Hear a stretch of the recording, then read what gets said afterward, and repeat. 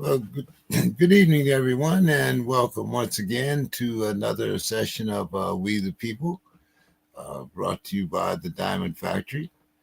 Uh, Once again, we welcome everyone to the show. We have some new faces, some familiar faces tonight, and I'm looking forward to a great program tonight. As usual, I'll start out with my usual rant and with the disclaimer, of course, that this is my opinion and my opinion only. So let's get this show on the road here.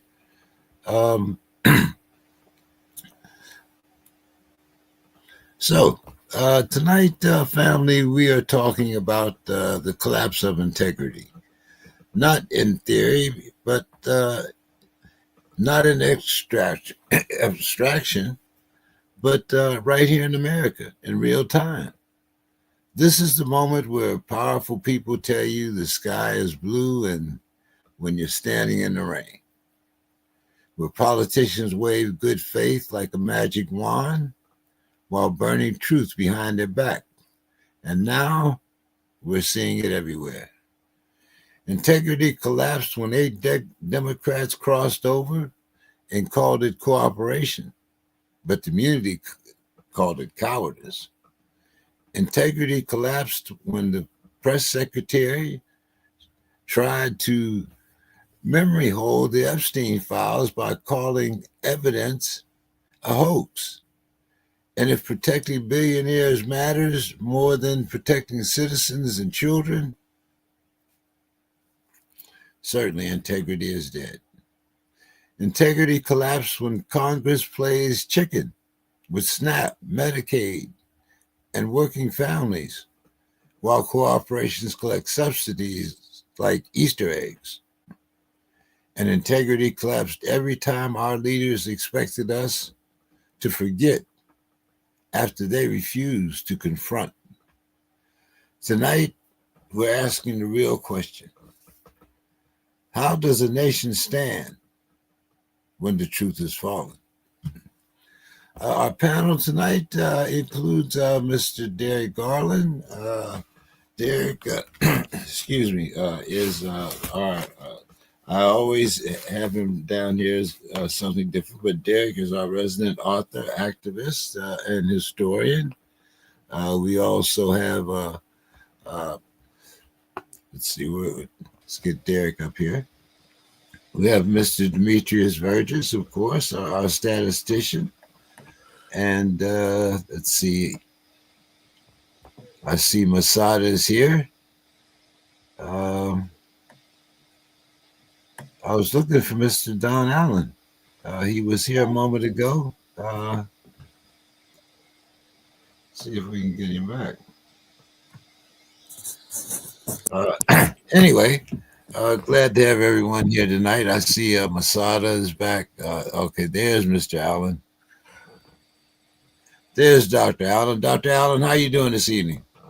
I can't call it.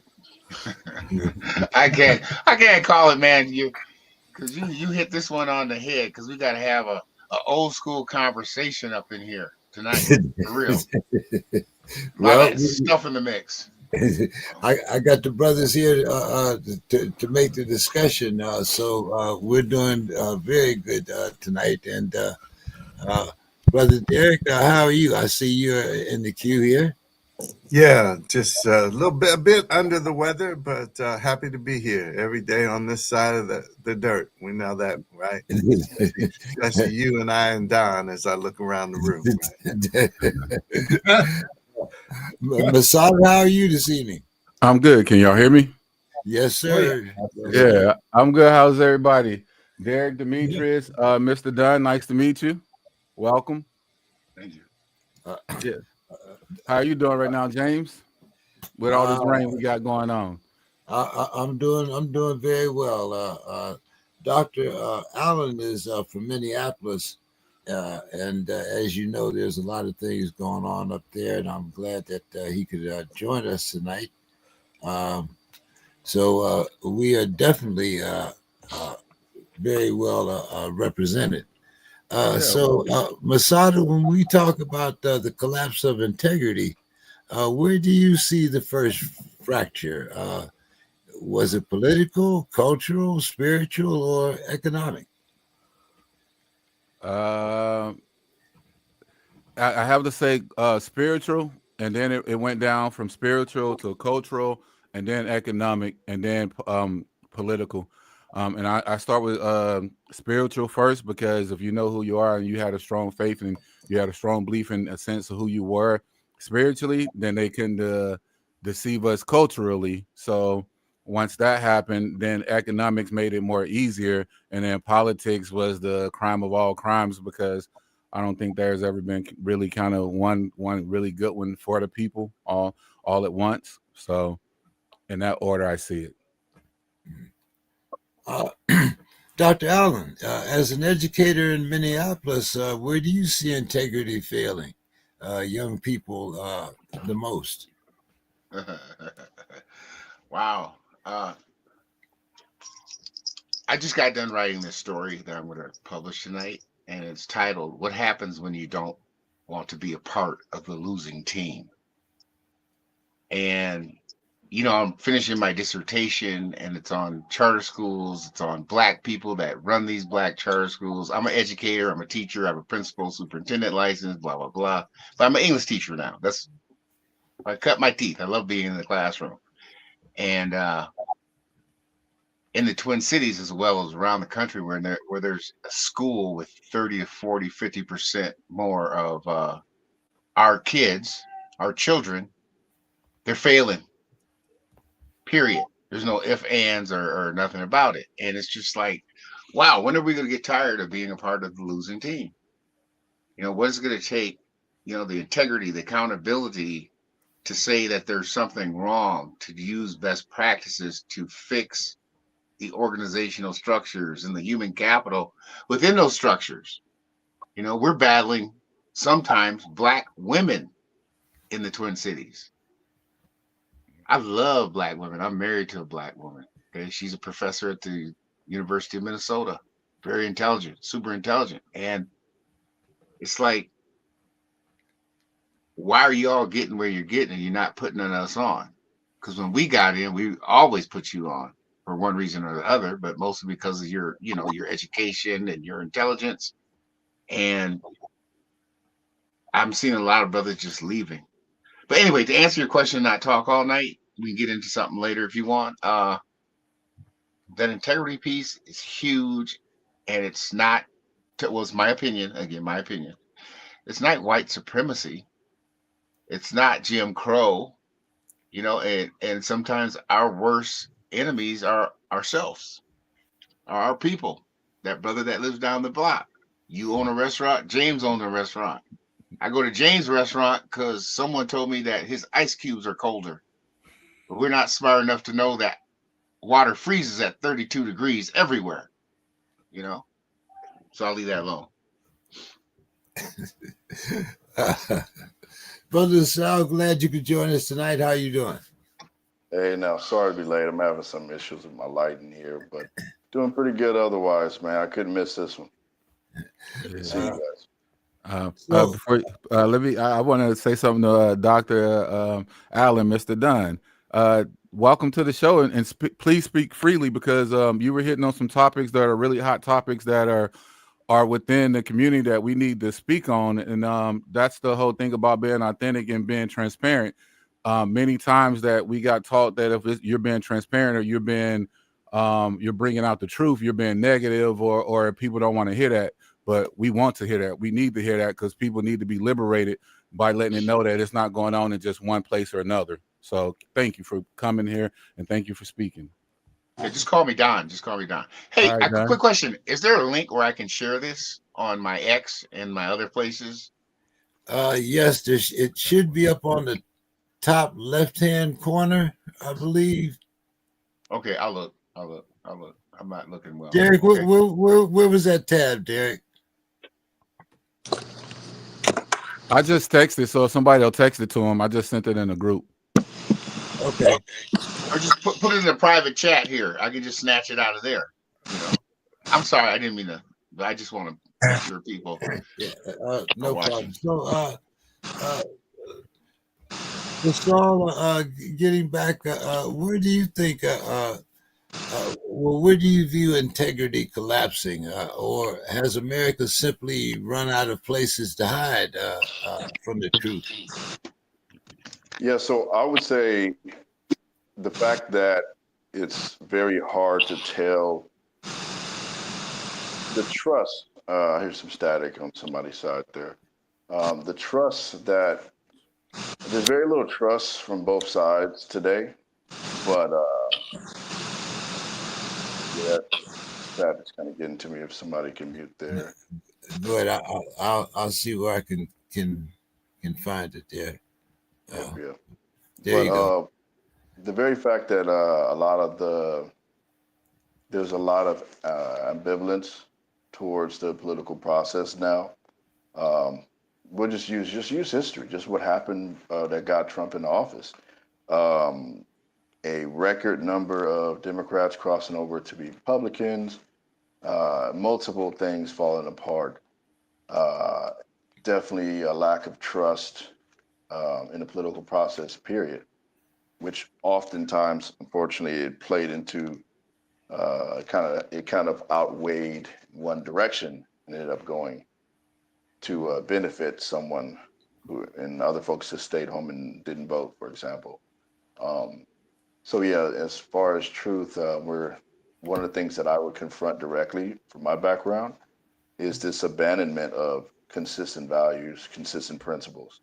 Um, Whether you admit it or not, a lot of parts of our society hold to a relativistic standpoint that really causes people to neither be here nor there, except for when their feelings are in it temporarily, or if it hits them personally, as opposed to a wider principle that affects everybody. So yeah, I think truth is in crisis when it comes to the macro and the context of the shutdown and how it ended and everything. Demetrius, you're a stat guy. You know, LaSalle just mentioned a very good point about crossover. Uh, are we seeing remorse? Yeah, I think we're seeing worse than remorse. We're seeing a ambivalence and a cynicism amongst. Because what I think Masada is talking about is it is kind of this spectrum. You move from you're a little bit upset, then you're angry, you're pissed off. When you get way out there, you just you get cynical, right? And the impact, the numbers suggest that the demographics are getting younger and younger, and young people care about healthcare, and you are alienating those very people. The demographic that from 2016 to 2020 to 2024, that number continued to get larger in terms of the younger demographic. And and will there be remorse from politicians? I don't think so. I am of the opinion they're largely in it for themselves, and the best interest of the majority of their constituency stopped being the MO of politics.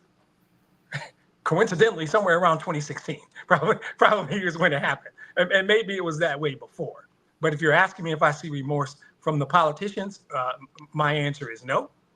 If there is remorse of the voters, oh yeah, oh yeah. But it's gotten past that. Now it's just cynicism and a lack of belief in the system and throw your hands up, right? It's a throw your hands up kind of anger bleeding into indifference to let's call Masada and start a revolution. That's kind of that's kind of where we are, right? So, Derek, statistically and historically, how often do crossover votes help communities versus harm them? Well, certainly in this time, it harmed us. And honestly, if I'm going to be specific, it was young black men, young uneducated black men who crossed over in greatest numbers. because they were drawn to Trump's false machoism, his thuggery. Honestly, quite honestly, that's who he is, and that's who he portrays himself to be. And they love that he just put it out there. And I think a lot of them now are going to find that their girlfriends, their babies, mamas. There's different people who are missing out on SNAP benefits, their health care, if they were part of Obamacare, is going to go up between 200 and 400%. And I say that as somebody who implemented it in the 8 southeastern states, and it's and I want to go here with Demetrius. And again, I have problems with both parties. Okay, I don't call myself a Democrat. I don't call myself a Republican. But the Republicans traditionally want small government, and they don't want government helping people. The Democrats want the big tent, and they want people to have health insurance, because the more they give and help people, the broader their base is. And I'm not saying that's the only reason, but it's the Republicans. Trump tried over 70 times. His mantra was replace and repeal the Affordable Care Act, Obamacare. That was what he sought to do time and time again in court. And in the end, what they did get tossed out was the individual mandate that said that everybody who was eligible for the Affordable Care Act, who didn't sign up, would have to pay a tax. And the people were mad about that, particularly, honestly, men, and particularly white men, because I don't think a lot of black men were paying particular attention to this, because they said things like there were 10 essential health benefits tied to the Affordable Care Act. And one of them said that that protected women who were having babies, and also it extended the care that their babies could get for longer periods of time. And lots of men said, well, I'll never have a baby. Why should I have to pay to help supplement? And that's what the subsidies were. They're people who made more, had more, paying a little bit more, so that people who couldn't afford the health insurance, like people who parked cars, waited tables, stocked grocery stores, worked at McDonald's, those kind of people who didn't get health insurance because they worked for small companies who didn't pay it or couldn't pay it. And the people who had more would help supplement these other people so that they could be insured. And that's why now up to 26 or so million people are in danger of, have already seen, because November 1st, the new prices came out for what their health insurance would be in 2026. So they're experiencing severe sticker shock. Now, Brother Derek, you, as we all know, worked with the first Trump administration. Did you deal with any of this in your book? Absolutely. My book it's smack dab in it. And that's why I tried to warn people, because he was suppressing the ACA then.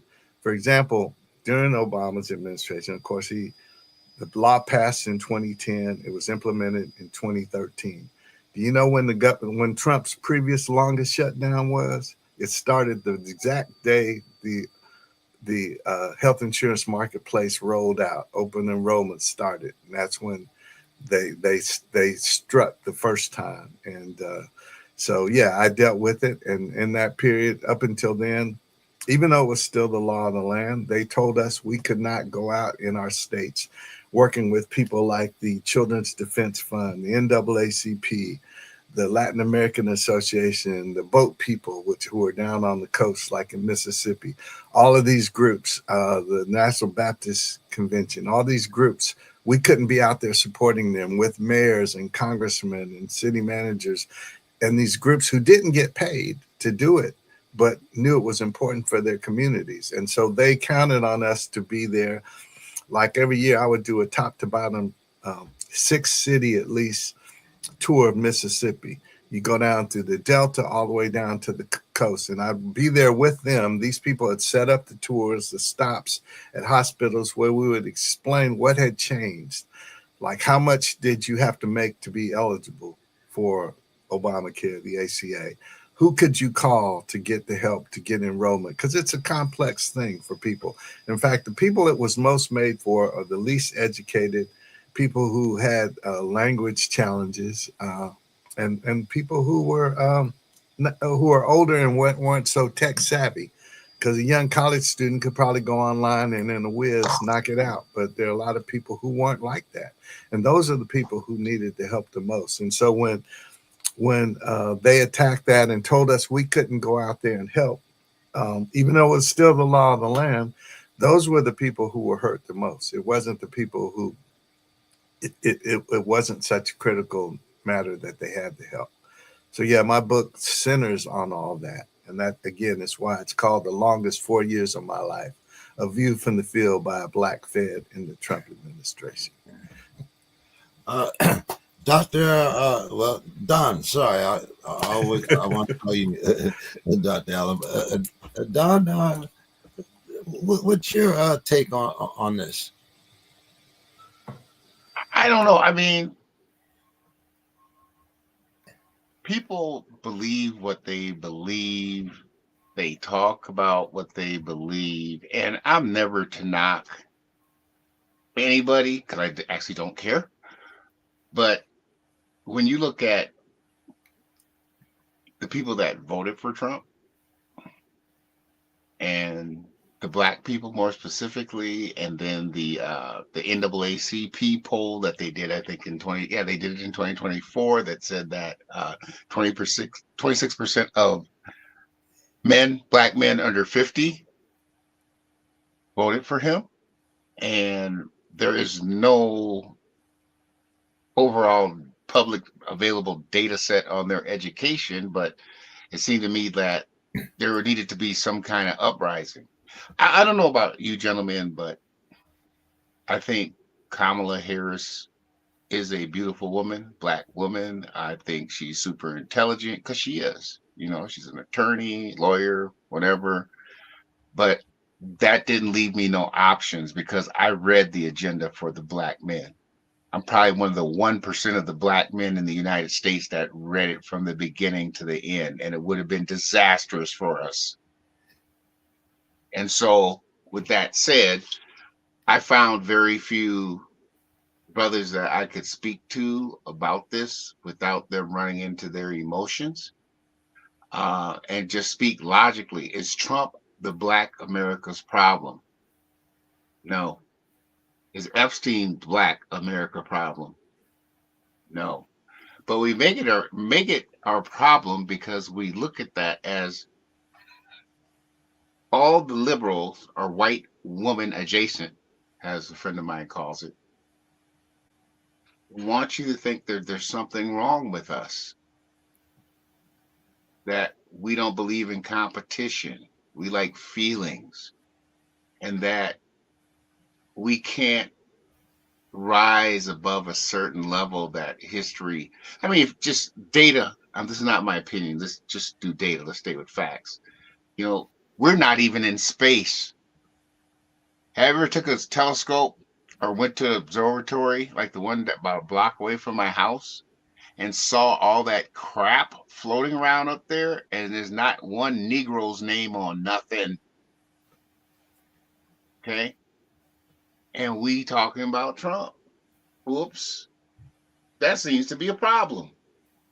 Okay. And I know friends in the space industry. These are white dudes I went to school with.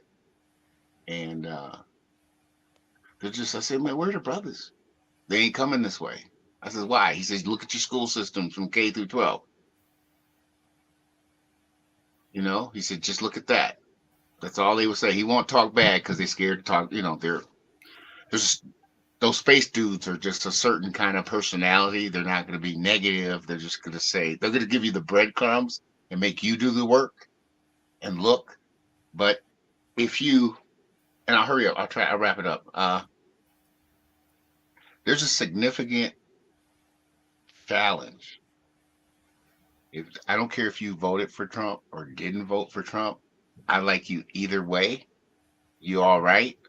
And when that draws a wedge because of emotion between a group of black men in the United States, that's exactly what the massa has trained the reaction to be over the last 150 years. We're doing exactly what's in the playbook. And I'm not a revolutionary or nothing like that. I'm just an academic that has pretty much gotten blackballed a couple times, and I had to drag someone, dog drag, what do you call it, dog walk them down the street with words, okay? And they couldn't take it, so they lifted all that. And it's like, you don't got to hit nobody, you ain't got to beat nobody up. We got to use this language. And so, with that said, I just feel there's some issues that we need to deal with. I'm not talking about that healing or that social emotional crap, because we masculinity. We're the men. That's what I'm looking for. We're the men that can keep it real. The men that can go out and do what we're supposed to do. And I'm not against those other communities because I don't care about them. They're gonna do what they're doing. They already showed me that how to use the Civil Rights Act of 1964 that we have not been able to access since it was passed. So when I watch these other groups use it, I sit back and take notes because I want to learn from them. You know, I want to see exactly what they did. But like someone was just talking earlier, when you speak some kind of fact, there are a group of people in our community that call that toxicity. You're toxic. You're being toxic. You can't say that because that's not what the white people over here say that I like and that like me. Yeah, we're going nowhere fast. I hope I answered your question. I'm sorry, James. But, Well, no, what you did was you kind of opened up a different can of worms because what happened during, you speak of us not being in space, but it was actually black women that kind of got us into space. What happened in that education gap between yeah. now and then? You hit the nail on the head. Their gift to the black community was movies about some black women that did some technology stuff that were ahead of their time that they totally shut down. That was their guilt. But again, the playbook says we're going to get all these Negroes to go watch the movie and we're going to make another $40-50 million by showing them what they missed. And we don't even, we walk. I'm guilty. I went to the theater with my wife and I was complaining the whole time. And she said, shut the hell up. Okay. She's a sociology professor. She said, shut up. I know what you're going to say. Blah, blah, blah. But we go into the movie. You know, that $75 night with popcorn and tickets and Twizzlers and ices. You know what I'm talking about. And so that was here. We're going to give this to you as a gift, but we're not going to take 10 black kids from San Francisco, 10 black kids from Atlanta, 10 black kids from Seattle, 10 black kids from Houston, Minneapolis, Chicago, Wisconsin, Milwaukee, Detroit, Michigan, Cleveland, Ohio, Baltimore, that whole East Coast, and send them down here to space camp and see if we can't get some astronauts or some brothers that are interested in flying fighter jets, for NASA and things like that. But we're going to do a movie about it in about 3 or 4 years just to, these were the first. We're always doing the first thing. You're the first black this. You're the first black this. This is the first Negro in space. This is the first. It ain't supposed to. That ain't right. It's not even supposed to be like that. Come on, man. And I got to look at this with a sense of humor because there's some brothers that I really, really respect out there that got platforms where they ain't taking off their clothes, but they're making $50,000, $60,000 a month, right? And they talking this gibberish, getting paid behind the scenes from what's this one dude's name? I'll say his name because I don't have, I think he does what he does. You can say what you want. There's no censorship here. Yeah, I can't remember the guy's name. But Roland Martin. Okay. let me just tell you. Each one of us here tonight and the people that are watching, we have ways that we have fit into life to pay our bills. You know, the real language is money. You save me today, I'll save you tomorrow. Period. That's the language. Okay. And so I'm not mad at a brother making $1 million to $5 million a year doing this, but at some point you got to decide to sway that ship a little bit and put some truth in it and some numbers and some facts because our people aren't getting ahead.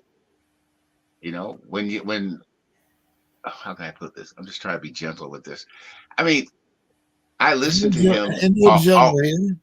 I listened to him all during the 2024 presidential campaign and him talking about Kamala Harris and what a bad person Donald Trump was, that he was going to do this, do that, do this, do that.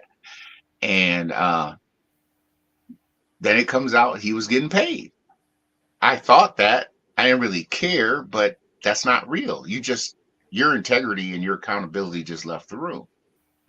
So I didn't have time for that. And so we have to figure out, in closing, we have to figure out how we need to implode this thing, this culture, this human capital, and rebuild it in a way that's beneficial, that stopped in the early 70s in the Twin Cities. I can tell you, speak for this town. The black men that could write checks, they all died out between the 80s and the 90s. You know, the brothers that had the car lots, that had the businesses that you could go in and say, hey, I got a business idea and I want to do this, this, that, but I need some capital. And they would write you would leave there with a check for $5,000 or $5,000 cash to go try to live your dream. Them brothers is gone. I don't know any of them. I'll put it like that. And so the money is not even at our grabbing. The boycotts on Target. We don't got Target money. How the hell you boycotting Target? Then you find out that Target Foundation gave some Negroes $300,000-$400,000 to do something for them. DEI. DEI is a white woman's dream, but we was complaining about it a lot. It's the playbook. They got us writing the playbook, and we don't even realize it. You know. Go ahead. I'm done. Brother Masada, what's your thoughts on all this? And my thoughts is, I'm excited. I'm holding the lighter, and I'm holding the matches, and I'm holding the kerosene and all that. Because Brother Demetrius said, yo, when they get tired, they're gonna come to me and start a revolution. It's just not me. It's everybody that's like me, from a brother Dunn that's seen it in his days to the people my age in the 40s to the younger men. When we talk, Derek, and you say it's the black community and young black men, there were some misguided ones, but they go off of what Demetrius was talking about, what Dunn was talking about, what everybody's talking about. They're going off money. So the Latino community are some of the biggest criminals with that, who voted for him too. And the dumb black men that were doing it, they didn't do it off a political side. They did it off of money. And then when it comes to political, it's all about the money. So it goes back to what we talked about last week, monetary gain. I hope everyone would come to me and come to everybody else, and let's talk about this, and let's say not just implode it and blow it up from the inside out. Let's blow it up from the outside in as well, because I try to be calm and I try to be so cool about it. But in reality, it does make me feel like an idiot, because it's so simple and we all know what's going on, and you can't speak the truth. When we talk about truth and we talk about being authentic, we talk about that. It's all, how do you act for life? How do you play their game? How do you play the game of life? And they'd be like, why do we got to play that game still? Why are we still playing it? Why I got to play it because they played it? Why I got to play it because the people before me played it? I know it's wrong. We know it's wrong. We let it happen. I saw something today. A classmate of mine's added me, and he was talking about how he gained his sovereign and how he used to be Republican. And he's a black dude from Mississippi, dressed well, nicely mannered, and all that, everything that they want us to be, right? And he's like, you know what? I gained my sovereignty. I realized that it's not just the Republicans and Democrats, and I'm like, we all know that. Nobody that you know. I mean, I hear you, Derek. Y'all going through Mississippi and stuff like that, but how many politicians actually do that and don't not do it, but actually do it when it's not their time to get voted or get elected? And do they really do it then? And we do the same cycle. We'll be like, oh, they promised us this, or they put this in the bill, or they put this in the past. When he talk about Kamala and everybody, I look at every presidency since I was born, 1981, in the 80s and up. They ain't did nothing for my people. They ain't did nothing for. And when I say my people, I don't just talk black. I talk about anybody in the communities that grew up starving like I did. And I saw a lot of different nationalities starving like us. But the only difference was that when the police came or when the other stuff came, they can kind of get a scapegoat. We couldn't. It was worse. Then we found out the separation. That was the separation. And so now we know all of this. Brother James, Brother Derek, Brother Demetrius, Brother LaSalle, Brother Dunn, all y'all. I'm like, I hear what Dunn says. I hear what Demetrius says. I hear what Derek says. I hear what LaSalle says. I hear what James says. We all say almost the same things. We're just trying to find a way to do it in a diplomatic way. And I think there's no diplomatic way to do it. I think it's going to be the chaos that's going on with this chump, because we all can always talk about how Trump is doing this, how Trump is doing this, how Trump is doing that. He ain't doing it by himself. It's America showing who America is and who America's been since forever and a day, when America was made not for us. So why aren't we trying to rewrite everything? It's 2025. Why aren't we trying to make it for everybody? Why aren't we trying to make it more for us and put us more in it? If we do everything, I'm like, done. I get tired of watching movies and all that, but if we're gonna be like that, I'm glad he was honest on that. He was like, but I'm still with the bullshit because I'm out here paying the money for the movies and I need my entertainment too. How many of us doing all that? I joke with all y'all about the football, basketball, all of that. We went to a NBDL Clippers game the other night for my sons to have fun, and I just be looking, and I look on the court and I look around, and it'd be fly brothers in suits like it was back in the day, thinking they look better than everybody. Fly suits in the VIP status, walking around with their gaiters on and doing all this, and it'd be ones with the Jordans on, big chains, big ass watches on, and be looking at you and mugging you, and I'd be like, bro, man, if we all stop trying to pretend and go out and go back to our roots, our spiritual, where I started with, if we go back to that spiritual, then our culture couldn't get divided, because we would know we need to be more of together than we apart, and we'll know that jewelry, that status, all that status quo, all that fame, all that Joneses, all that whoever you want to name nowadays is bullshit. But we're too blind because they made it a monetary thing in this economic system. You have to pay that rent. You have to pay those fees. And I say have, and I use that word loosely because you don't have to. I feel like y'all would think I'm crazy if I be like Kanye. You could choose slavery or not. You could choose. This is still slavery right now. Well, y'all could talk about physical slavery, but slavery to me is waking up every day knowing you have to pay that check. Me, LaSalle, and Brother James talked about what I did this past 3 weeks ago. I walked away from a great place. I love the organization. I just can't stand the people holding different things down and doing nepotism. The place is great, and it helps out a lot of people, like Dunn was saying. It helps out those same people who have been there, helps out their families and all. But I want to help out the world. I want to help out our country. I want to help out. I don't want to just help out people here in San Diego. I need to help out people in Minnesota. That's why you might see me there in January, Brother Dunn. I might be there during a presentation in January. In Minneapolis.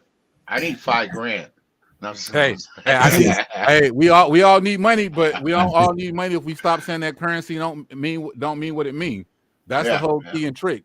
And that's what I really speak on. The revolution for me, Demetrius, ain't throwing out this country or nothing on that. It's throwing out all the stuff that they gave us and taught us that we know are wrong, that we know is wrong, and we still abide by it. That's what I want to revolt against. I want to revolt and really be about your character, really be about status, really be about family, really be about people, really be about culture, really be about what we're talking about. The coalition, I told Brother James the other day, I'm happy with this because I really believe in the elevation of our people, our community. I do things I don't ever announce to different people, and people wouldn't believe it, and I'm hurt doing them just because I know that this is going to help, and it's not just my mom them looking down from heaven. I say that to these people to let them know that my ancestors, I believe in our ancestors, tell me to live like this.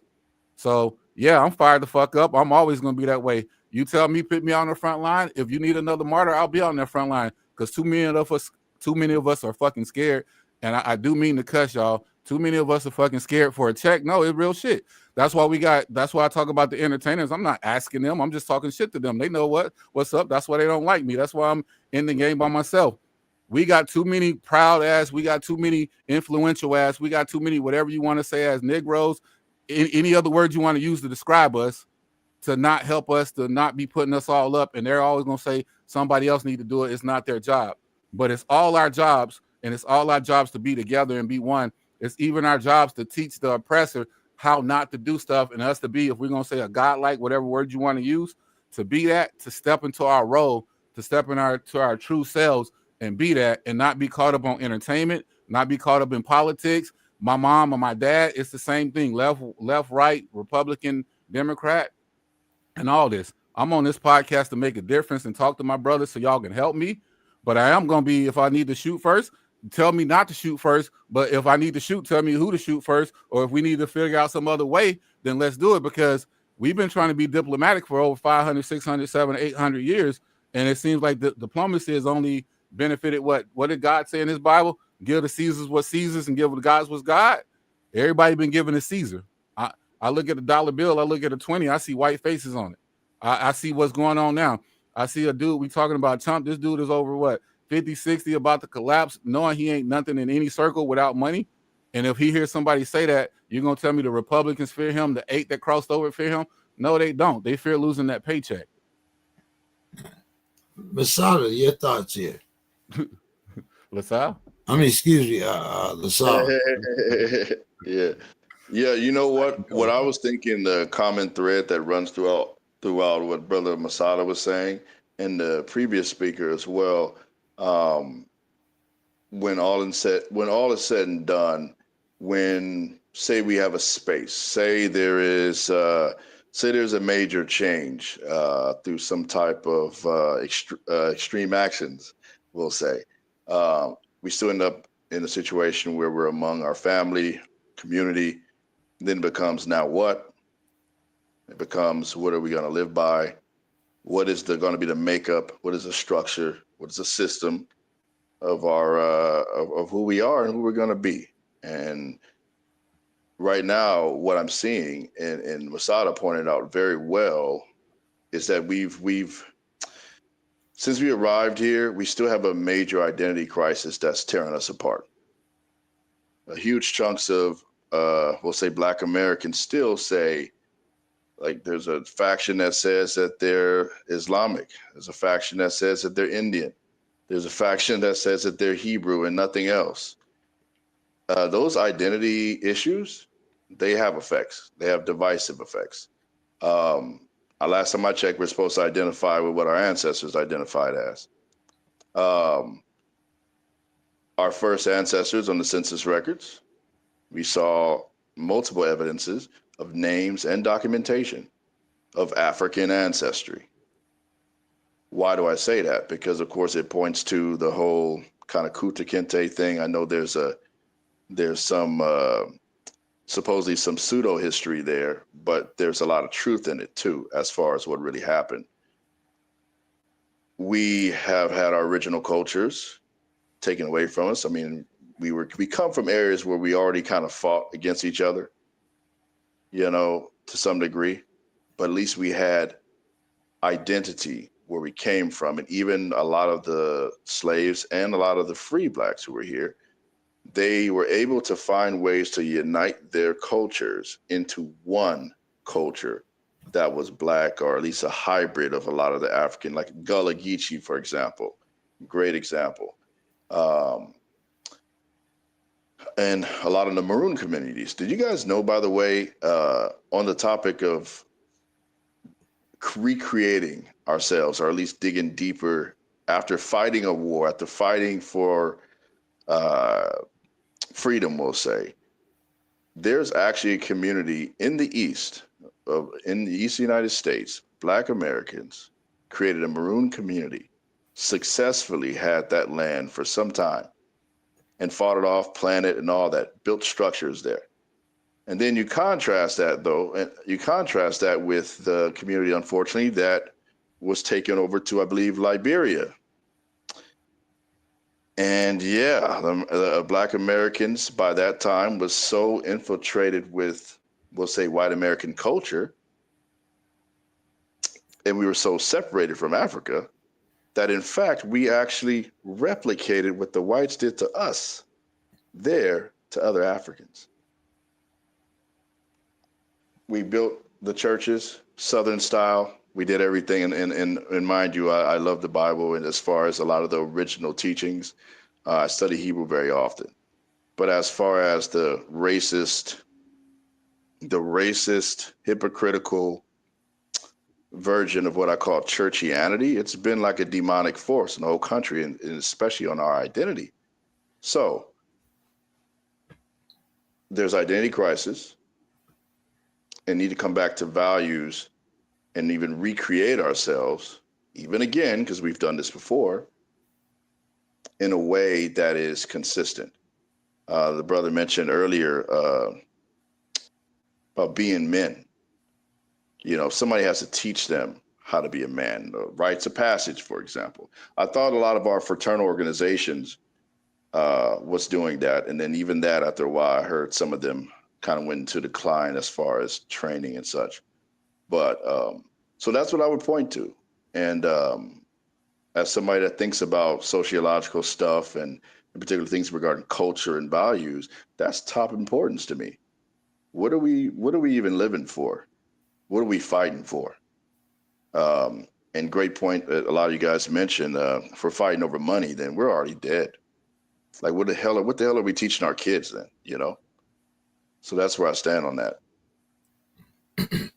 Demetrius, what do you think about this economic versus cultural war? Oof, that's a lot. There's a lot there to take in. You know me though. I don't form opinions without data, right? So I can only tell you what the data tells me. I think that I love a lot of the points LaSalle made. The one that jumps out to me though is that we have lost this passing on. And one of our podcasts before, a little while back, I talked about my brother, my uncles. I mentioned my dad every podcast, right? There is a passing along of that. But as we talk about what we started off talking about, which were these 8 Congress people, right? I'm bringing it back, sorry, because that's what I studied and was prepared to talk about is the data, and not my feelings or anything I think about Trump. We could do that all day and night. The data says 64% of people that earn less than $24,000 can't afford healthcare. That's not my feelings. That's data. The data says 35% of Americans, and a higher number of that look like us, go without medication. They postpone doctors because they can't afford it. The cost of healthcare is what this compromise, this capitulation, the very real impact of this right now is about that, is about people, what the data tells us that can't afford healthcare. The people who it impacts most, we know the answer is always the same. It's low income individuals and it's people that look like us. There's no way around that. That's the way it always is. So when you see 36% of all adults have reported worsening healthcare because they simply can't afford to go to the doctor, and you want to talk to me about Trump not caring about, has done everything he could since he's ever had power to repeal the Affordable Care Act, and what that Affordable Care Act does, what those tax credits mean to people that look like us, people who make less money. That's real. That's not some, oh, Trump's great or not great. I could give 2 shits about Donald Trump. The legislation is the legislation. The data is the data. And I can go by name through the 8 senators who did it. This isn't about me not being black. LaSalle nailed it. I know who I am. I know where my people are from. My blackness is never going to change. I've been black for 56 years. I hope to be black for 56 more. And it doesn't change the fact that these 8 senators bending over and taking it from the Republicans hurt people that look like us. It hurt poor people. It hurt people. That's what I care about, right? There's 100 other things. Tonight, that's the one. Well, The data says let's that's what focus on that one then. But if we're focusing on that, it goes back to the money, and it goes back to just not Republican. And no. Listen, it goes back. It's legislation. Why aren't we having free health care total then? Why are we voting to do Obamacare and all that? Why aren't we catching up like other countries? If we're going to talk about what it's about us. People who can afford it. That's simple. Why aren't we got free health care? Free. We're gonna kind of deal with all that as we go through the whole conversation. Free. What were you saying to me? I'm good. I'm good. He isn't wrong. There's obviously a financial impact, as there are to most things. But when we talk about legislation, there is a history, a documented history of legislation that targets the same groups of people. It's always low income, Black and Hispanic every single time. And the idea that Trump doesn't support that, doesn't embolden those who support that is insane. I don't need to like him, or he's eminently, horribly non-qualified for the job. Say what you want about Kamala Harris, and her name is not Kamala, it's Kamala. It ain't that hard to say. I don't understand why that's so difficult to call that lady by her name. To have an intellectual conversation about who's more qualified for that job, I'm not even interested in that. I'm sorry. I can go do my laundry. That is not even worth my time.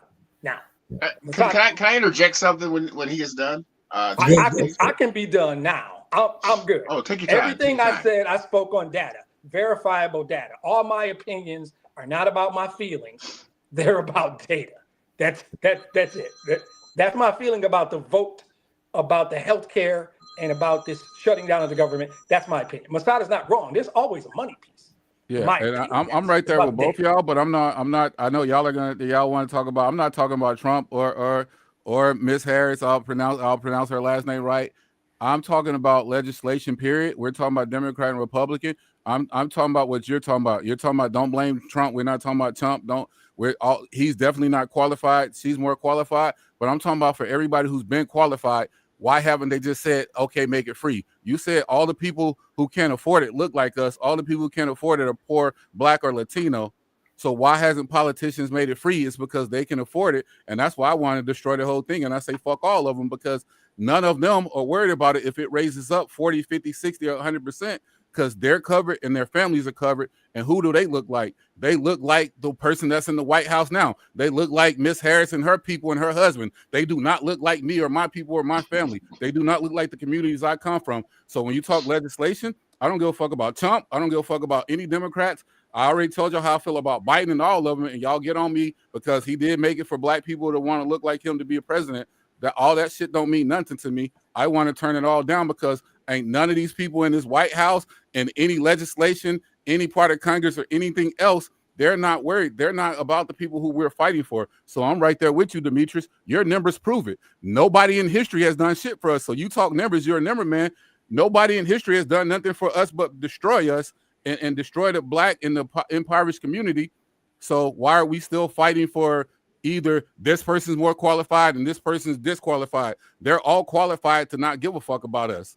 And that's what I care about. Stop voting. Stop giving it to all these people who are not qualified just because they're qualified in a certain light, just because they have a certain education, just because they promise certain things. Because if we look at past bills that other people did, and we talk about us as a Black man, we could talk about that jail crime rate. We could talk about a lot of stuff. I don't want to talk about that. I want to talk about what we're going to do as us, how we can motivate our people of what we need to do, not to vote for either side, but to totally wipe out both sides. Because once again, if we go back to the numbers, let's go back to 1/4 of a man and 1/5. Those are the numbers I care about that are still ran on. And it may not be said that, and you say we got equal rights and all that, but we all know if we still up under this system, this democracy that we call America, this machine that we call America, if we don't really tear it down, if Ms. Harris get voted for next 4 years, after that, we're going to get another Trump, another Bush, another whoever, but we're not going to get somebody that does something for us. And if we get somebody that looks like us, I don't want to spend another 4 or 8 years after that saying, yo, well, he couldn't do that. He couldn't do that. They couldn't do that. She couldn't do that. But this motherfucker doing whatever he wants. So it's time. I'm speaking for me and every young black person that I've ever talked to, and other people from white to Latino and everybody else who's tired of these games that we've all played, saying democracy works when we know how it works. So I'm 100% with you, Derek, with you, Demetrius, and all that. But I would love for y'all to be with me and be like, you know what? Fuck the politics. We're not going to say Republican. We're not going to say Democrat. We know Trump is wrong. We know the problems he's causing his legislation. But what about both sides? They've never done nothing for us. Neither. Don, I know you want to jump in here. Get my my phone. Yeah, I don't understand the Affordable Care Act. You know, and I have to go back to the 1800s to the 1920s and figure out how black people got their health care then. That's where I'm going to look first. And I'm going to discover that there was always someone in the neighborhood, a black doctor, few black doctors that worked in them clinics in those neighborhoods from the East Coast to the West Coast, maybe even out of their own homes in some cases. Again, the senator, it's my opinion, may not be fact, it's just my opinion. You know, those senators didn't do nothing wrong. They did what they needed to do. I'm not mad at any of them. They're not sellouts. That's the system, the playbook. There are so many there are so many instances of us not having representation at any level, even when Obama was in office for 8 years. You know, that was the excuse what the young man just said. He couldn't do that.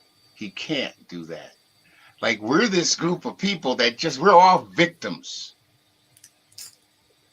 You know, we can't do that. We have to have this. We have to have that.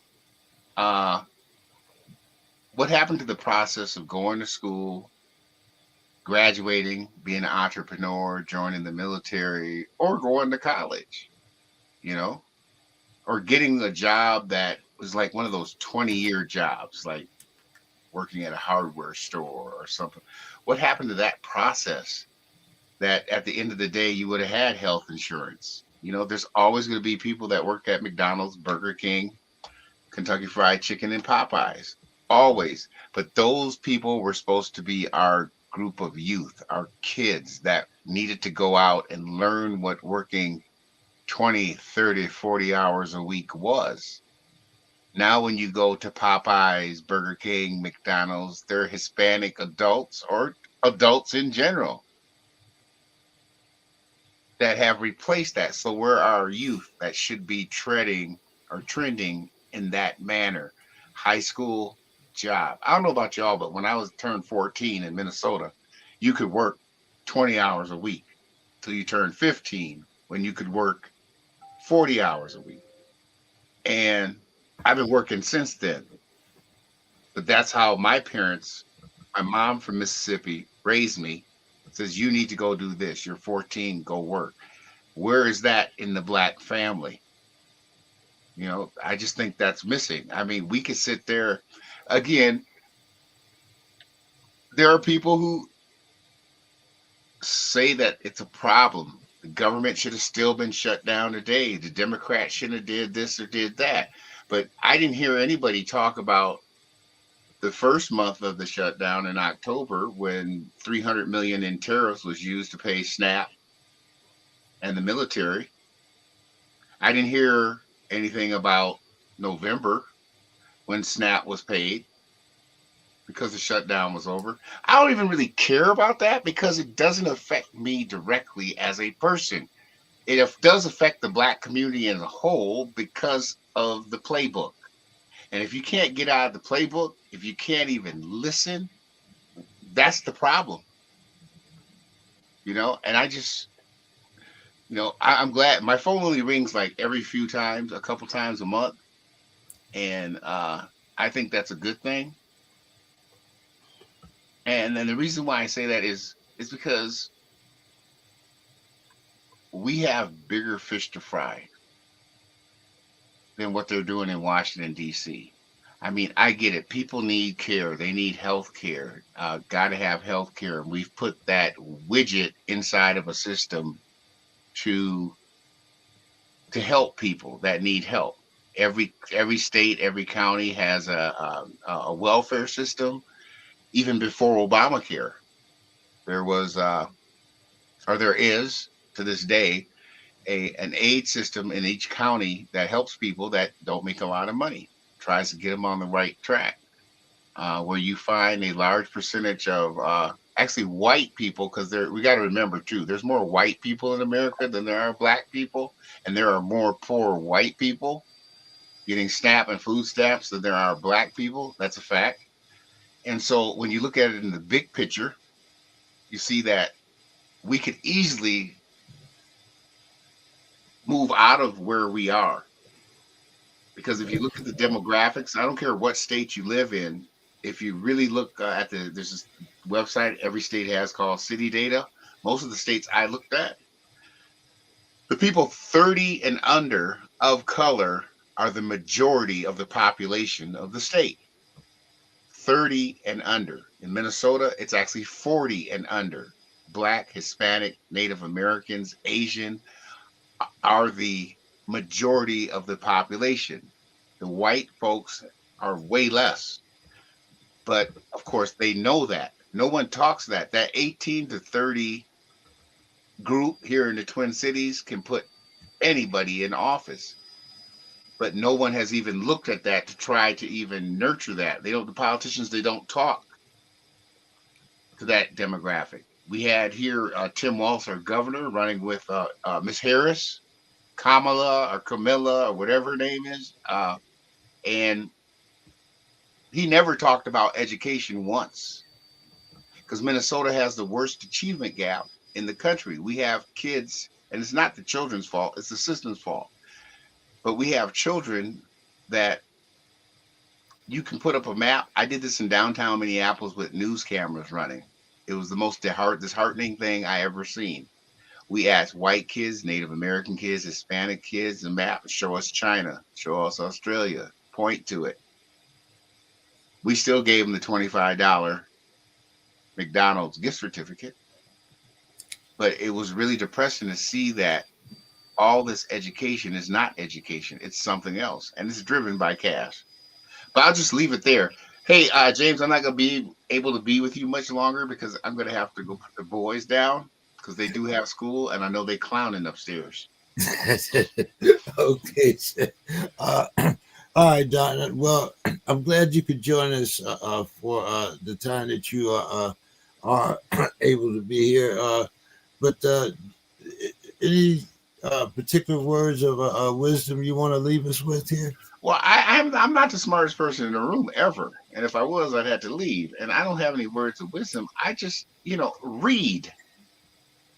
Read. 95% of the black men in the United States have not been in a bookstore in the last 5 years and have not read a book from page to page. Where are you getting this data? Where are you getting this? I'll send it to you. I'm sorry. You know what? Yeah, this is wait. Bullshit. Let me finish. I've heard you spew a bunch of data that's making my head want to explode. I knew it would because that is bullshit. I don't know where you got it What's from. the last book you read? I read 2 books over the weekend. I'm not the one. Well, you're a reader. I'm not the you're one. a reader. I'm a reader too. Hey, I'm right there with him though. I'm almost finished. I got 10 pages left. A lot of us. That's the kind of shit people come out here and say that's not true, and we got to stop. A lot of us are not reading. The numbers in schools say the same thing. And if I was lying, the numbers would be way better than they are for our children in school. So anyway, we have to read as much as we can, not just from current authors, but our past authors, because some of them wrote the roadmap to success. And it's just not happening. So done on that one. And Demetrius, I think we do need to go and pull those numbers though, because I agree with you on some of it. We're not reading as we're supposed to be, and that's been for a long time. Before, probably in y'all days, y'all had more. It was way more of us that was reading. But I do think the old saying is also, if you want to hide something from a black person, put it in the book. That's been an old saying for years. Yeah, and I wish it would go away, but I can tell you, I'm 44. I'm not ashamed to admit that I'm on the fourth floor. But I got brothers that are 20, 30. My little nephew, he's actually in Houston. He's a strength and conditioning coach. Me and him trade books all the time. So that those numbers, 95%. I don't know if those numbers are accurate, but it is a high number of us. That's embarrassing, and we all do need to read more from old and new authors, because education is the key.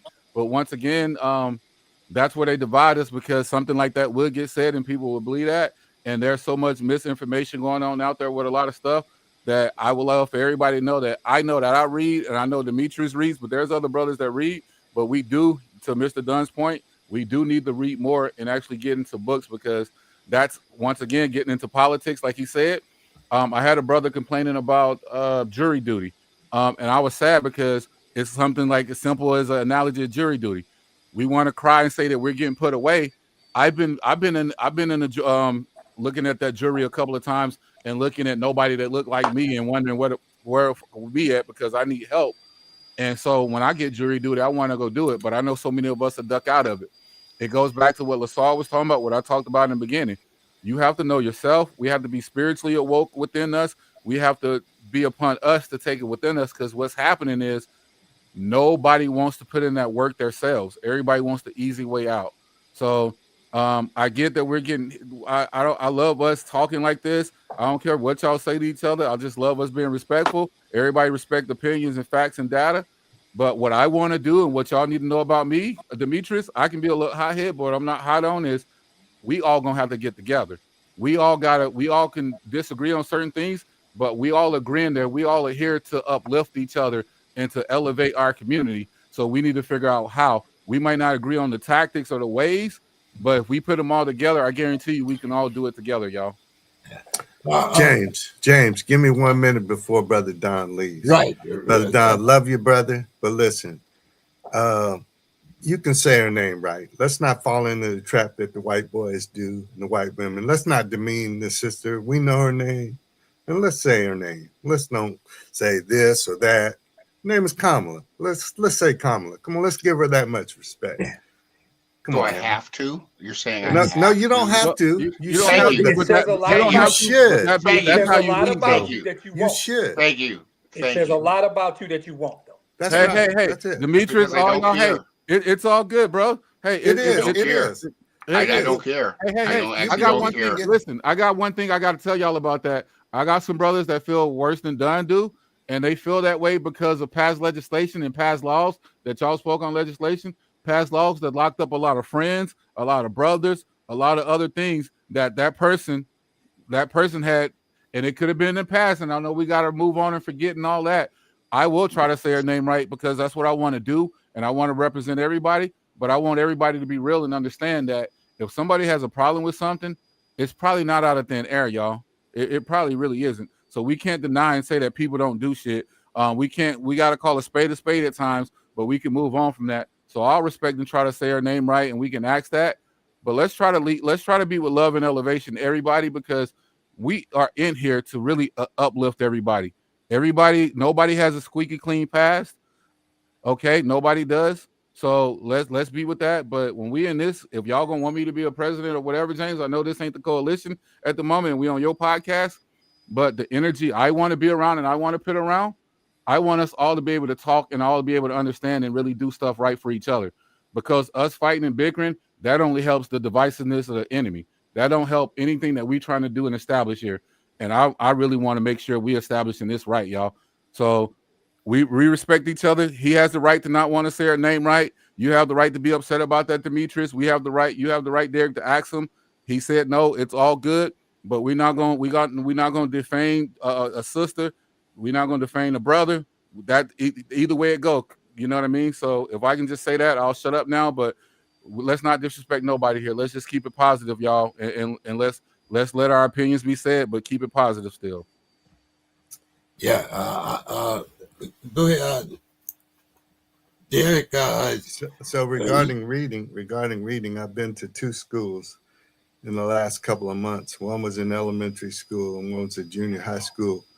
and the topic was "Real Men Read," and because readers are leaders, and so for both those groups, I'm nobody important, haven't done anything important, but I knew to get the kids' attention, so I You are showed them important. pictures of me and Rosa Parks, and me and Muhammad Ali, and me and uh, um, Obama, and these people, and told them I'd interviewed Michael Jackson and all these people, and all this is true. But I'm saying that helps them understand that, wow, there is a doorway besides listening to rappers and athletes, that I can go and do these things. I can learn these things. I can meet these people. I can help be an influencer and somebody that impacts people's lives. And so, yeah, I mean, I just wanted to share that there are of us who are doing things, seeking to do things that make a difference. That's the only reason I wrote this book, because I didn't want to write this book, but I felt like there needed to be a record of the destruction that this dude has done and continues to do on steroids now. So yeah, I just wanted to share that. Let me stop. See, one of the reasons why I invited Don, and I know Don is very conservative, but it also shows the diversity of the black community, because it shows Really. me, it shows, even though Don is an educator and getting his doctorate, uh, it does not mean that everyone is going to walk in lockstep. Um, we are probably the few of us that are left are probably more uh, liberal than a lot of the people that crossed over. Now, I've never asked Don who he voted for or anything like that, because to me that's that's his personal business. But there is a very diversive element, even within the black community, that still um, wants to do things in a peaceful manner. And I'm not saying that we're supposed to start pick up guns and burn down the nearest grocery store or anything like that. But I do think that that particular part of our community needs to be heard. And the reason why I say that they need to be heard is and this might be a little harsh, but I go back to Sun Tzu. If you don't know your enemy, you don't know how to combat your enemy. And also, all you know, skin folk and kinfolk. But we are all part of the same community. So when you talk about our next little segment here, I wrote an op-ed on this, and it was is the Epstein files white folks' business? And the reason why I wrote this was because one of the things that I wanted to uh, kind of identify is that even though all we're seeing are young white kids here, this is also, like I know here in San Diego, there's, a lot of groups that have to do with human trafficking. I'm sure there's a lot in some of our other cities too. But when you talk about the diversity of our community, and Demetrius, I want to come to you with this, because I know you've been holding a few things back here. But uh, how do we establish? Well, no. How do we deal with the fact that even though we have someone in office that doesn't have our best, uh, uh, uh, he doesn't have the intentions of our community uh, at the top of his list. How do we get back to the days when we were talking to each other, when we were actually a black community rather than a black community, a Latin American community, a Puerto Rican community? How do we get this unity back that is so missing from our past? Well, first, I want to apologize to the four of you.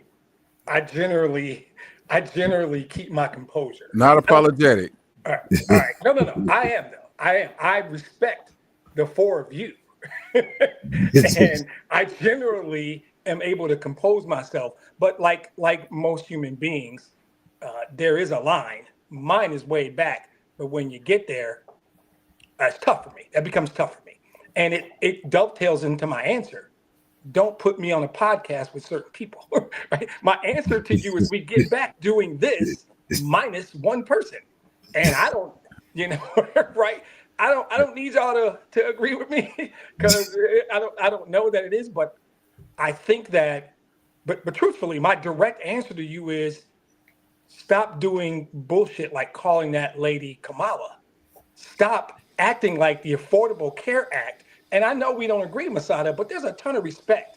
I Yeah. will give you the data that Yeah. shows you how the Affordable Care Act True helps that. people, right? I am a type 2 diabetic. Millions of people. I know how much one pen costs. I take a shot of insulin every night. One pen for somebody who is not as blessed as me, who has a job with really good insurance.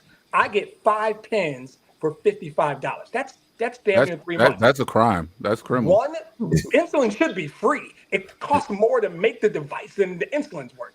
But That's what we're talking about when I talk to you. Free healthcare. I know, but I think that's a big jump because Tell them what it was. Tell them what it used to cost. No, I know. I have a couple of people. Listen, I'm black. I got a couple of black old people who pay way more than that. That's what I know. $450 for one pen. If you don't have insurance, you're paying. And diabetes should never kill anybody. So Nobody with that, should die from my wife's brother, who she calls her brother, who looks like us, he died because he couldn't afford it. He couldn't afford that. Right. So trust me, I understand that. That's why I struggle when someone tells me the Affordable Care Act was meaningless, or you don't believe that Trump has done nothing but try and dismantle that thing since the day he walked in the office. That is a direct attack on people that look like me, on people that look like us, and that's a given. So when someone this is the only thing I was trying to say with you, Demetrius. I want people on there to talk like that, and so we can talk to them, because it's like trying to talk to you right now. You just said that's a direct attack on us, right? Yeah. I will say her name correctly because I give her respect and I want her to talk to me. I don't want enemies. I want them to know that we're the same. But in the 90s, are we gonna forget? Are we gonna be hypocritical or be a hypocrite and say that they didn't attack, and the bill that her and Biden and other people passed that hurt a lot of us to go to jails didn't affect us either? So that's all I'm saying. So I'm not attacking her with that. I'm not defending him. Hold on, I'm not defending him. Yeah, all I'm saying is those legislations from Democrat to Republican to everybody else, they're hurting us now. They've been hurting us and they continue to hurt us. So I do want to be able to talk to these people because I want the whole community to know that we're trying, and we're not going to just cut your heads off. We're not going to do this. We're really going to listen to you. I want to hear all your complaints, and if they're valid, I'm gonna address that validity of it. But then I'm still going to ask you to respect her, like I tried to ask them to do. I'm still going to try to ask you to respect her, but she did fuck up. They did mess up on a lot of ways. But how can we go past that now, and how can we not down each other? Because I don't want to down her, and I don't want to down him, because eventually, when I said I really believe it, Demetrius, it's going to be all of us, none of us. It's going to take all of us, because 100%. What I'm fighting for right now, I'm not fighting for the Democrat or Republican. I'm not fighting for this person, that person. I'm fighting for right and wrong. And what's right is making affordable health care. The Affordable Health Care Act, the Obamacare, did a lot of great things. Other countries have free health care. Free. We are the richest country in the world, supposedly. We have some of the most smartest people in the world, the doctors, what I don't like about any of the shutdown, what people don't talk about is they were trying to there was separation in between that people didn't catch. So you're gonna make them fight over food that causes diabetes. We're gonna feed you. We want to give you snaps and free food, and so you can only afford the bad food because that's all you can afford. I can't go to Whole Foods and use no SNAP. I can't go to some of these Target Joe's and Trader Joe's and these nice ass places to use SNAP, but I can buy. I don't know why you can. I go to Trader Joe's down there every week. You can't? Okay, so they got some, but the higher yes, sir. And I proudly put my SNAP card down every time I go. Can you use it at Whole Foods? I can use it at Whole Foods. I can use it anywhere they sell food. See, that's why we be needing talking, because I don't know this. What I know is that the food, what they were doing, I felt like they're putting people against. You want a healthcare or SNAP when they go hand in hand, because the food you eat helps you out and helps your body, but the food that they're giving us and all the poison that this legislation, the FDA, the whole government that I say need to shut down, they're feeding us criminal foods that other countries have banned, and that goes deep into everything. A lot of that you choose to eat, like I said. Oh, I don't. I can go down to the seafood village. I can go anywhere that I want and use my SNAP card with no problem. But you live in San Diego. What about those people that live in rural Mississippi, rural Kentucky, rural Tennessee, rural places that don't got that? But you didn't have them stores to begin with. That's what I'm saying. So it's the whole system. That's what I'm going on. So Demetrius, I'm just trying to cool you down, brother, because when you heat it with me, we could talk and all that, but we got to see that with other people, because trust me, I used to be that way, and it gets nothing settled. And with all that talking, it goes back to the whole system. It goes to the whole system, from being able to use SNAP to healthcare and all that. We really need to do something about America as a whole, and about us as a community as a whole, and about our communities first. Because some of the things the brother said was right. You got to at least give him that. Some of the things he said was right, and some of it was kind of off on his own. But some of the things he said was right. Not all, Demetrius. You gotta listen. You can't deny some facts. And some of the facts was the black community used to have black doctors. They used to have black people you can go to, and black people cared and they wanted to be something more. Now we don't got people that want to read books. We don't got people that want to do a lot. No. Demetrius, before Masada takes over the whole show. I'm done. I will wrap up simply on, I have no problem having intellectual discourse around facts, but you know me, I'm wired a certain way. I'm acknowledging to you guys that I'm wired a certain way. James King has known me for 6 years now. He knows how I am. I cannot have legitimate conversation around utter nonsense. You can't. I don't know, guys. I'm not going to be able to do my part in this when we've got somebody saying 95% of black men can't read or don't read. I'm sorry. I don't have the capacity to handle that. And not get mad. You got to educate them, brother. That's something I challenge you with now. Not all, but we got to help everyone. We got to help. We got to try. Challenge not accepted. I ain't educating that brother. I'm not educating that brother on nothing. I will do what you need me to do. I am a part of this. I'm all in.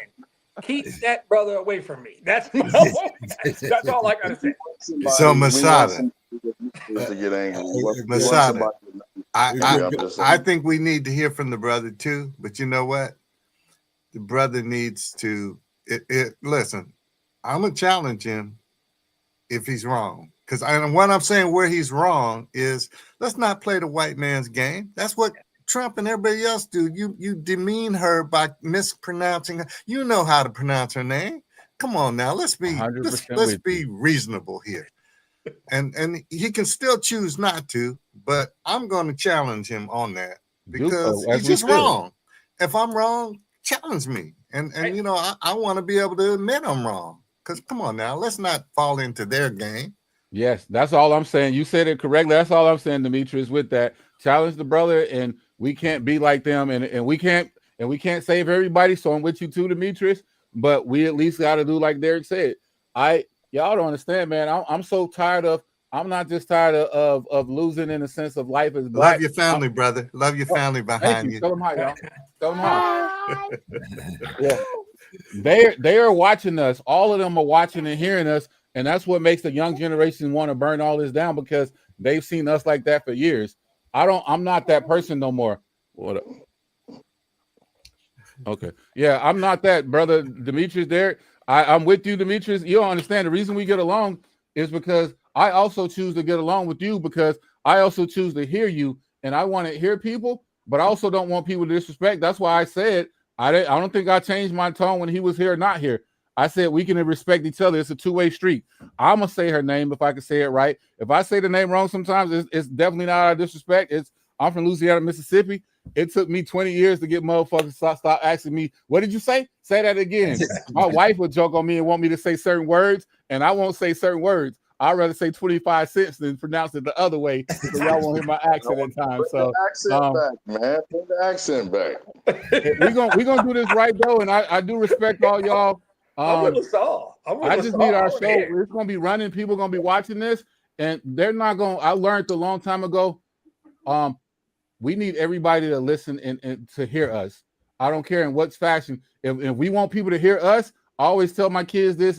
I kind of bring it all the way back to kids, not just my kids, but the kids I teach and all too. When I teach them chess and all, the first rule is respect. If you're talking, I'm gonna listen. If I'm talking, you should listen. But it's like Brother Derek said, and like you said, Demetrius, I can't listen to nonsense, but I need to be able to articulate and be able to educate you in a proper way to where you're going to want to hear me too, to where we're not two fools arguing back and forth where nobody knows who the fool or not. Because when you're looking from afar, nobody can tell, because some people are going to agree with certain people. They're going to agree with certain things. But if you're a numbers guy in black and white, if we're talking correctly and we're speaking proper and we're trying to hear somebody out and bringing our point, if they don't hear us, that's on them being ignorant, but at least we're going to try. If they're going to run out the room, that's on them. But I'm going to stand up for all of us. I'm going to keep trying and keep trying and keep trying and keep trying. Because, Brother Derek, that's that part of that Martin that got me. I did. I don't turn my other cheek. You can't hit me now. Now, we get to that disrespect, you're a done fucking deal. But we can talk, and I'm going to try to get to right with you, because I do believe in all of us. And I do believe if that brother's getting an education, he's going to be a doctor. There's some way in there we can reach him. He's just spurned and burned like a lot of other brothers are too, Derek, and Demetrius, like the brothers who voted for Trump. We got to talk to them and learn them some type of way, because a lot of people are scoring. And it should have been about the healthcare. It should have been about those 8, but it's bigger than those 8, and it's bigger than Trump. And we can't pretend it's not, y'all. It's a whole system. The system was not built for us. That's what I said when he said some things right. When he said that system wasn't built for us in 1775 or 18, whatever the fuck the dates that y'all want me to celebrate on 4th of July, and then I had somebody tell me I can't celebrate Juneteenth. I'm from the South. We've been celebrating that since I was born. So let's do it with love. Let's respect each other. I learn from y'all. Y'all learn from me, and you can learn from anybody. All right, let's get Brother LaSalle in here. I know you've been waiting to make some comments here, brother. But I think Masada will let you finish this time. I'm not sure, but you can give it a try and see.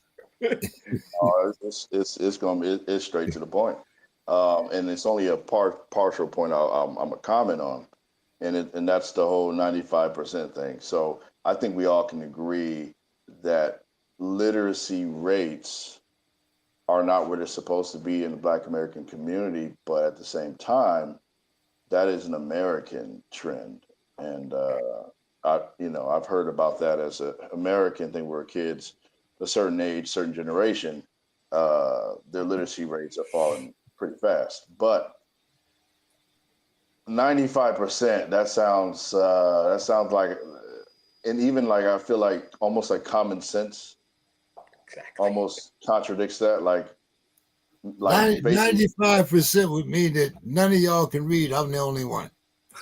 Exactly. So and to just for context sake, he did say from the front of the book to the back of the book. Okay. I mean, there's like I had somebody in the hood that I knew. He read sci-fi books. You know what I mean? I've seen it before. I've seen in my own classes. If I just count how many people read books and it could say it. And this is South Central Fremont High School. It had one of the worst things going on. And I knew at least a couple of people in each class that had books, and I would say, and it was still a low number, but if you extend that outward, 95%, that means they can't get a driver's the book, because you got to be able to read, you got to be able to at least read most of the driver's book to learn how to be able to drive and pass the test, for example. And I know what he's talking about. He's probably talking about more in-depth books but come on, we living in an age where we have the internet, we have other things, we have audiobooks. People are actually being advised that it's better to read audiobooks than and listen to podcasts because of the world we live in today. So there's so many things, and I do wonder if so-called conservative talking points that are in the wider conservative field I wonder where that information came from. And I'm always the type that always wants to get the information and then test it out on both sides, and then that third side as well, to find out if I can see.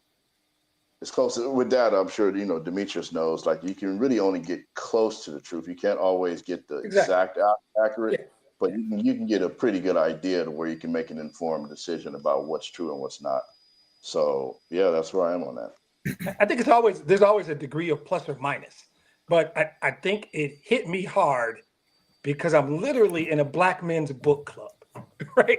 And it's got over 2,000 Black men in it. Can I be a part of that? And and we just recommend books. And so, like, this weekend, I read The Message by Ta-Nehisi Coates, and nothing personal from James Baldwin. 2 incredible books, by the way. So when he said that, it just viscerally hit me, like, because of these 2 books I just read, and I'm getting recommendations from this club that's nearly 2,000 Black men all over the country. And some of these guys are in other countries, just sending over, hey, here's the context of this. They'll get in groups. They'll do chats and talk about what they pulled from it. Nothing Personal was written in, 64, 63. And we're talking about the relevance of that and how James Baldwin saw the civil rights movement and the state of America. That this is stuff that's relevant today. And this man says Black men don't read. And I just viscerally reacted. That's why I'm glad you did. You turned into me tonight. I got a story to share with y'all, something random. The other day I was driving. A Black man was walking by a bus stop. I was at the light. He randomly came up to my car. I thought he was going to ask for money. He said, man, I just missed the bus. Can you take me down the street? I was like, yeah. He was like, oh, you a godsend. I was like, nah, I'm just me. Yep. He literally, before he got out, I said, you good? He said, yeah. He said, man, you seem like you somebody that read. He said, can you advise me of a book to read? And he was a young Black brother. He was probably in his 25, 27 or something like that. So I'm that's why I pulled up 2 books when he said that. I pulled up this one and the other one. This book right here is written by another young brother, probably in his 30s. We went to a show, a hip hop show. He pulled out his books and was like, I wrote this. You need to read it. And I was like, cool. I showed him a book. So I'm right there with y'all. Right there with y'all, man.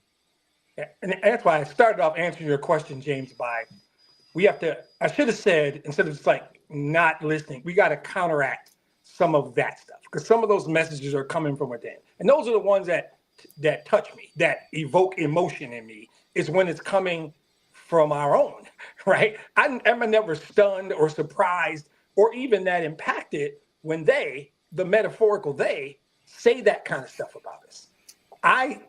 That's the worst version of me, and it's a visceral reaction because it's coming from somebody in the house, right? You in the crib, you at the table. So you feel like you feel like revolt now? You feel like we feel like? Who is an educator? That's what scares me. Exactly. That's what scares me. So you fired up like us to revolt now, right? You feel like a revolution too? I always was. I'm with you always. It will always be supported by a backpack full of data, because I don't know how to move it here. You got that fire that I feel though, right? But you turned into me tonight. Yeah, don't say that. I mean, I'm sorry. That one was just, and LaSalle was so nice about it. LaSalle wanted to just say it was utter bullshit, but he couldn't because he just, I get it, bro. We all know what it was. But I think that's fruitful, right? Even though I ain't proud of the version of me that showed up tonight, but I think this is all still very fruitful conversation. Of course. Demetrius, you know me, I could go on, but I know you guys got other things to do. So I'm going to start, Brother LaSalle, with everything that you've heard tonight, and what you've read. What is your take on everything from the 8 that crossed over, Obamacare, whether Black people should be concerned about the Epstein files? Anything you'd like to talk about? Yeah. I'm not going to touch that bit about the Epstein files because like you properly kind of diagnose the systems thinking. My brain is going to go to lobby, APEC, and and others. That's going to be a whole nother thing. But I want to. It would be nice, but I'm not going to do that. We talk about groups that are. Yeah, that's the nice part. But I'm usually reserved because I know what I came for and what I came to talk about, and what in the type of interaction I came to have. But let's say when it comes to the 8 that crossed over, as it said, I don't know the specifics enough. As far as I know that the things that I do know are just the stated intentions. And then you actually mentioned something about good faith, which said that it's something that's repeated over and over again by both sides. But there is this context that, there's supposedly a promise of the bill showing up again later, right? Which is really unlikely that it would even pass. It's like I'm supposed to trust you, the person that wants to destroy it, the bill, et cetera, et cetera. So apparently that's the context has to do with strategic. The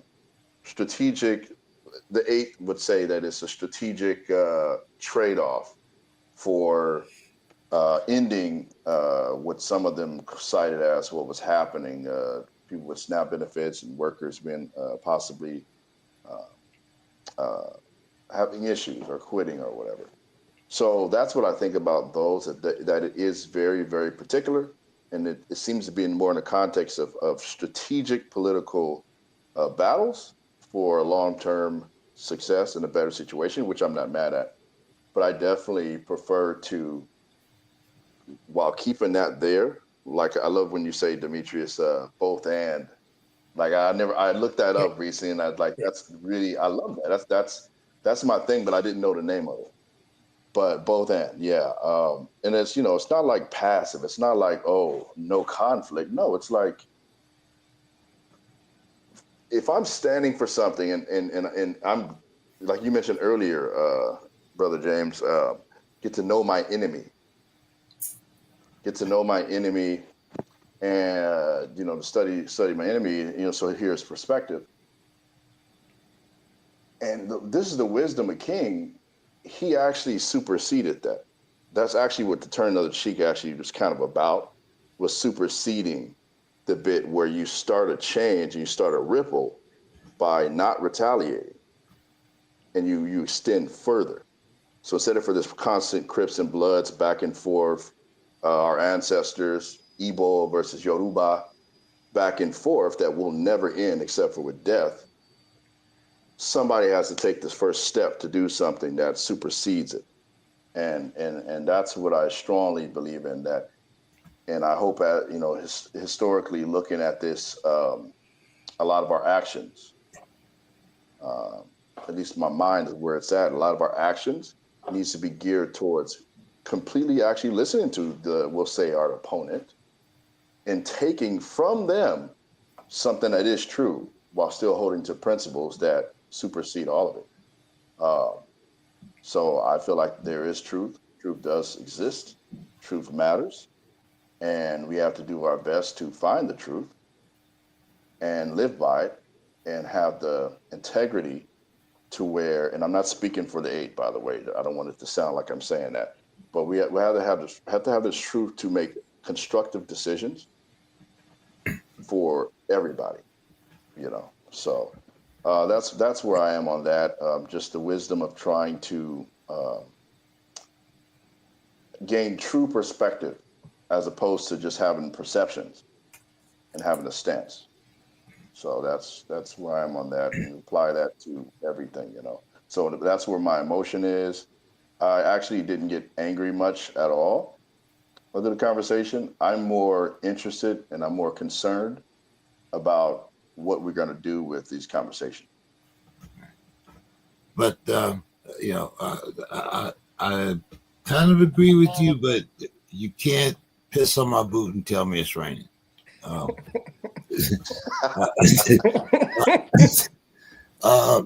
Masada, your thoughts here? It's gonna be real quick. It's what LaSalle said, what everybody's been echoing in different ways, and what I stay echoing. I just need to comment and articulate it more. Accountability. Let's hold each other accountable and let's be with truth. What we're doing now is we're not trying to.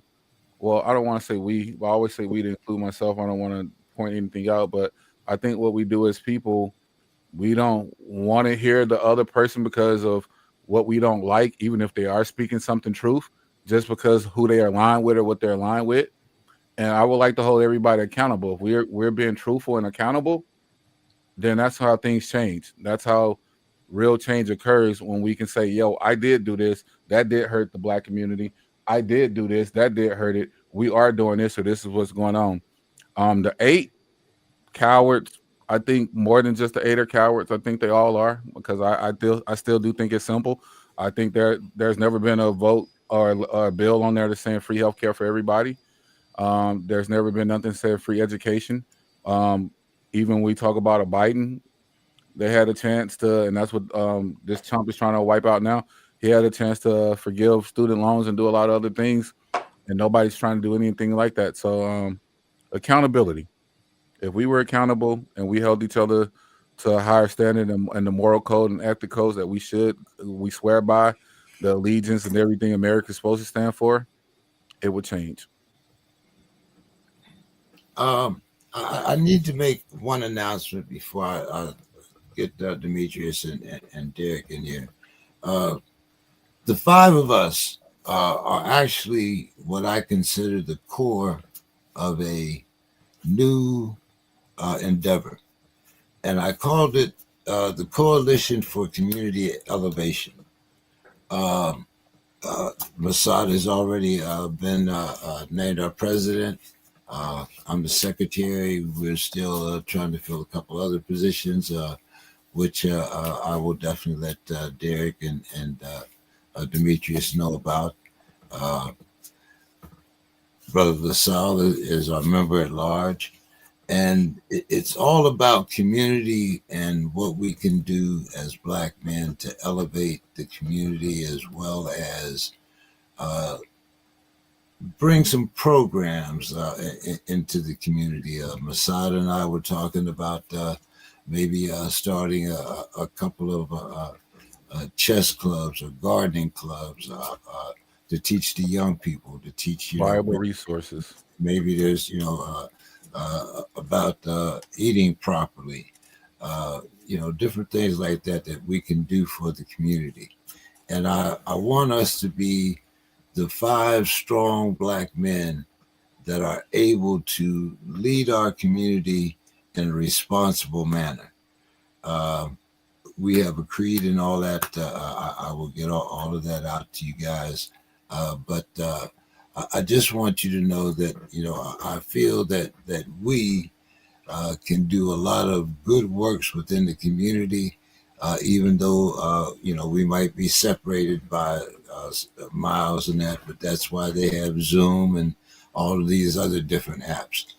So even though LaSalle and Brother Masada, we get to do a lot of interacting right here in San Diego. We are also trying to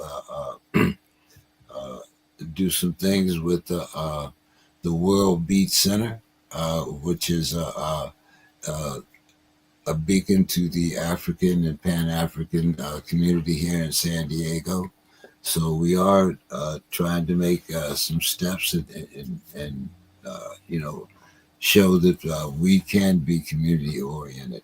And with that being said, Brother Derek, you want to give us your final thoughts, whether it's on the Epstein files, the 80 crossover, whatever it is? Sure.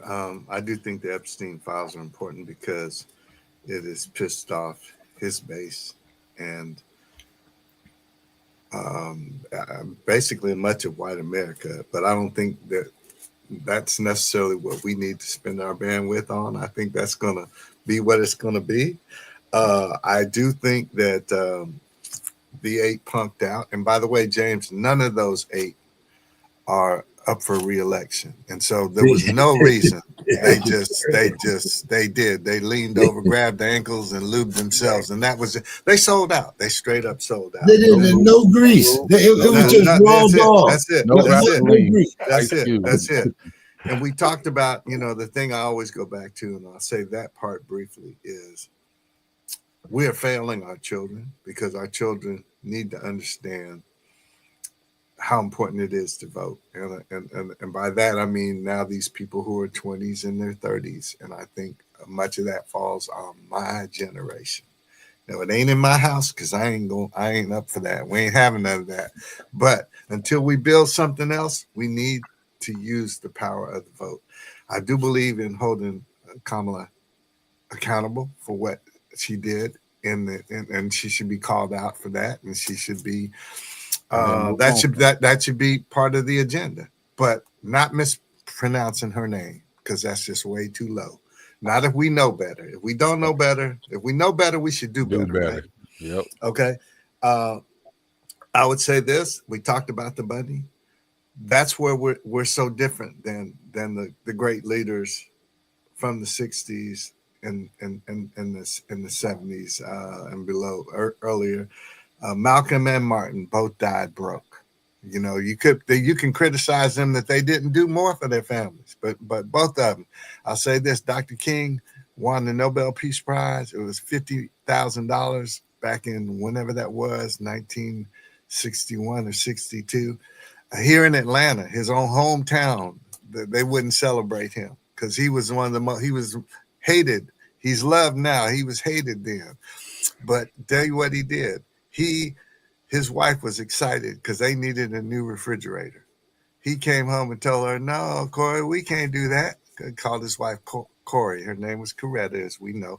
He goes, "That's not our money. That's the people's money."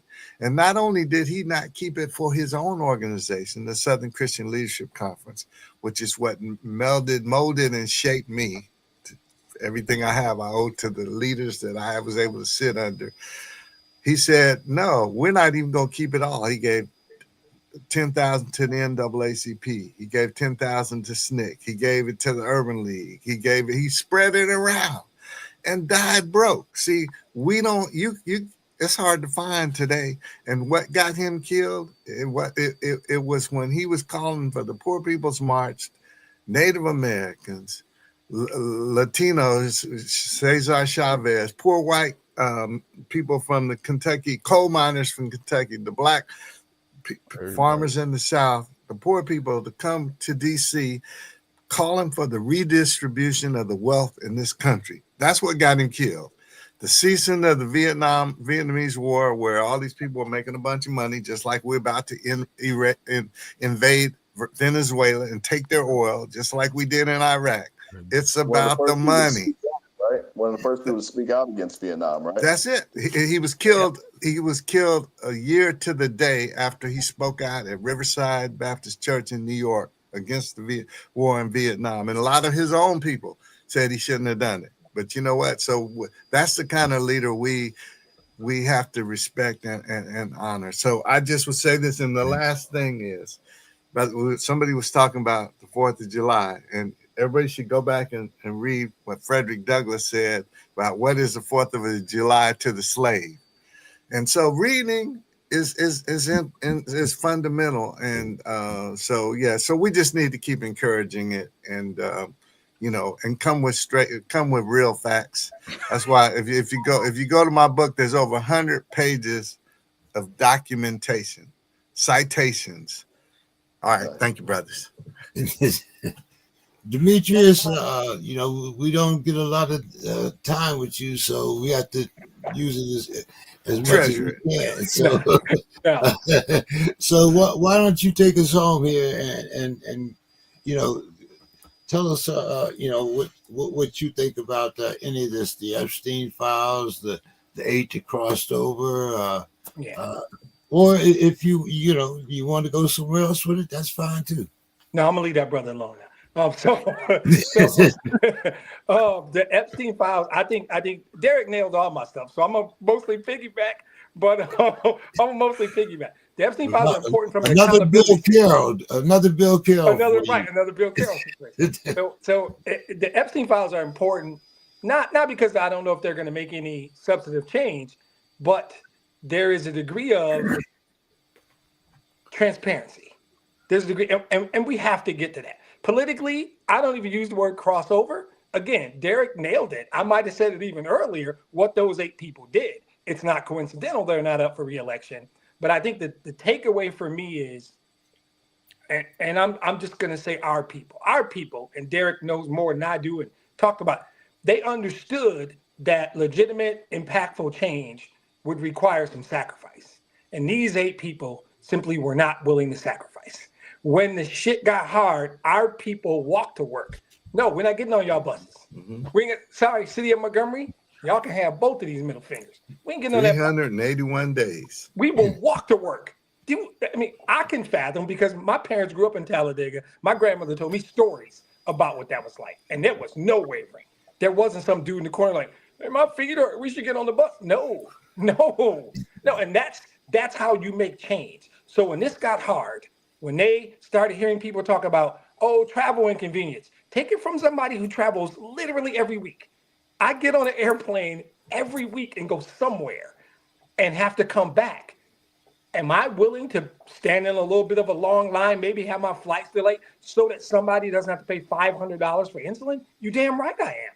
That is nothing compared to what my grandparents did. Am I willing so that the benefits, people need, but this healthcare, this attack on the Affordable Care Act is an attack on people that look like us. And I'm sensitive to it. I'm 56. I'm a type 2 diabetic. I take 6 medications every day. Every day. I can show y'all. I will show y'all. That's my pill box every day. And I've been doing it since I was 24. Right? Right. We all going to show our pill boxes now, right? That is an attack. So when I look at young people and I know that less than 20% of 18 to 29-year-olds are disillusioned with the government in general, Democrats and Republicans, that's scary to me. These are people who don't want to vote. They don't care about vote. And it's economic? Yeah. Masada, it's about money for the young folks too. They care. They're frustrated with Democrats. These 8 people bending over did nothing but disillusion them more. When I look at these, I hear about these organizations, like I know someone in healthcare, there is a group called Vote ER. It's hospitals driving voter registration amongst young people in these healthcare settings. That blows my mind how awesome that is. The idea, I get jealous and think, damn, I wish I had thought of that, right? And I love those ideas. When somebody's got an idea, they're doing something, and I think, damn, I wish I had thought of it. That's good stuff. And when you look at the voter turnout of that demographic from 2016 to 2020 to 2024, it's just going up. And this group of voters that's getting bigger are getting more and more frustrated with the system. And what these 8 people did hurt it even more, right? Disillusion those who were on the fence. The cynics were like, to hell with them. And I was not slighting Masada earlier. There's a group of them. They're like, come on, man, this got to be better. And now they're just like, pardon my language, fuck it, right? And they want to blow it up. I'm still at that place where I want to, piece by piece, legislation by legislation, let's make it better. Let's vote for better people. Let's help drive more stuff. I do stuff in the community with whether it's Big Brothers or whether it's doing something with little league teams, because I love baseball. And I want more little black boys play baseball because it builds camaraderie and it builds teamwork and you have to learn adversity. All these life skills that, absent good parents like Masada, nobody's teaching young black boys now. And I had a baseball coach, uncles, brothers, dad, everybody teaching me, yeah, you didn't play well today. What are you going to do tomorrow? It wasn't, you don't have to play. Oh, you can take tomorrow off. It was, go practice so you can be better. So now when I'm sitting in a conference room and I'm the only black man in that room, and I have a great idea and it gets dismissed, and then 2 minutes later, Chad or Gunner or some white dude says the same shit I just said, and everybody loves his idea, right? I got to, right? Okay, okay, all right. All right. I see what's happening, right? And I've been doing that for years. Tonight, I couldn't take my man, but I have a lot of practice at that. But I was taught that adversity when I was younger. But look, it is not going to be easy. It's almost never going to be easy. It doesn't mean you get to quit. If my grandmother could walk 14 miles to work, 14, her shoes weren't even that good, and it was hot in Alabama. Yeah, I can deal with this. And we stopped. I think Derek said the same thing. I can piggyback. We stopped teaching our kids that. Now, thankfully, I taught my son that you're going to face some stuff. And you just got to deal with it.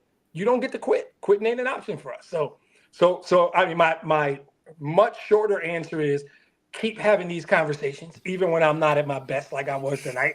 I'm gonna roll back in next week, fellas. I'm gonna be better, and we're gonna have more constructive conversation.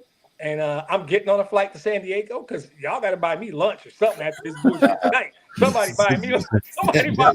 Glad you didn't see the last episode I was eating, and I just ate sushi before I came on here. So I want a veggie burger and soon. No, World Beat Center. We'll give them love. World Beat Center. I got a bunch of vacation time. I got to burn in December. I already told them, look, I'm doing me a take a Thursday, Friday, and a Monday off. And I'm gonna spend me 5 days in Southern California.